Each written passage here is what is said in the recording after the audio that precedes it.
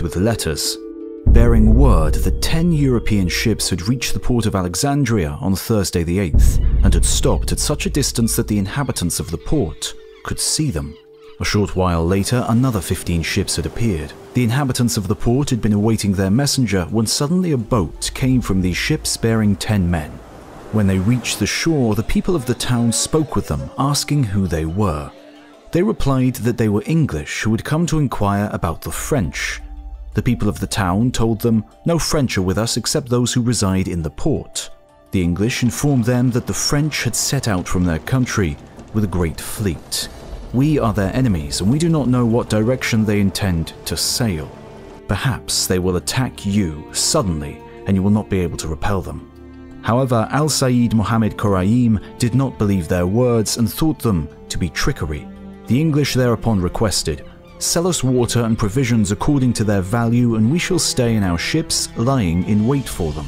When they come, we shall take care of the matter and save you the trouble." The above-mentioned Mohammed Koraim declined their offer and said, "We do not accept what you say, nor will we give you anything." Then he expelled them, that God's will might be fulfilled. On the third day, more letters arrived with words that the ships were no longer visible, so people heard that on Monday, the 18th, the people of the port suddenly realized that the French and their ships had reached Al-Ajami and were advancing on the town at daybreak like a swarm of locusts. The people were excited and shouts filled the air. Then the inhabitants of the port attacked the French and fought them fiercely. As a result, a great number of the people of the port were killed and the rest fled.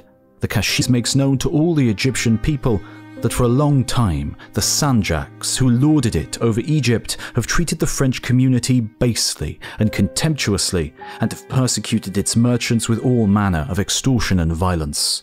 Thereupon, the hour of punishment has come. Blessing on blessing to the Egyptians who will act in concert with us, without any delay, for their condition shall be rightfully adjusted, and their rank raised. But woe upon woe to those who will unite with the Mamluks and assist them in the war against us, for they will not find the way of escape, and no trace of them shall remain. And the people were summoned to the entrenchments, and the common people set out with clubs and arms. The price of arms, gunpowder, and bullets increased greatly. Innumerable throng, surpassing all description, gathered at Birak and on its outskirts and in southern and northern districts. The soldiers and the Mamluks gathered on the two banks, but they were irresolute and were at odds with one another, being divided in opinion, envious of each other, frightened for their lives, their well-being, and their comforts, immersed in their ignorance and self-delusion, arrogant and haughty in their attire and presumptuousness, afraid of decreasing in number and pompous in their finery, their possessions, their camels, and their money, in such great quantities as to be innumerable, so much so that without a